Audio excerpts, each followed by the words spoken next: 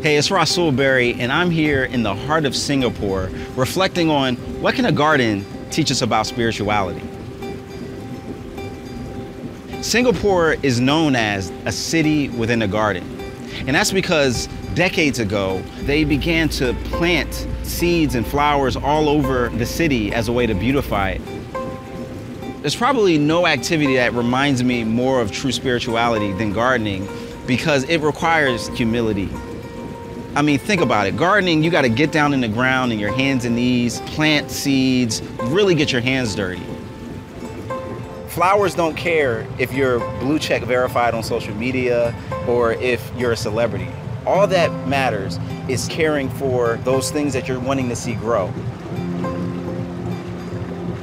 This is probably why Jesus talked about this aspect of gardening and spirituality in John chapter 12. He said that unless a grain of wheat falls to the ground and is buried, it dies alone.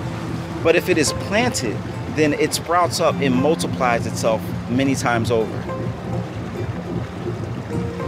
We are to die to ourselves. If we lose our lives for the sake of His kingdom, then we gain it. It's this incredible role reversal about how to have and experience true life that actually transforms our understanding of spirituality. What does that look like practically, though? Well, humility says that if someone offends me or upsets me, I try to extend patience and seek reconciliation as opposed to revenge.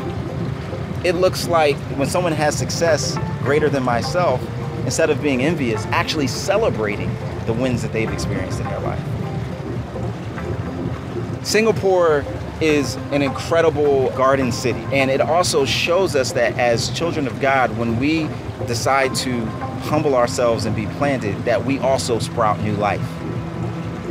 That is the essence of true humility, the essence of true spirituality, and what it looks like for us to die to ourselves so that we can flourish and grow like a garden.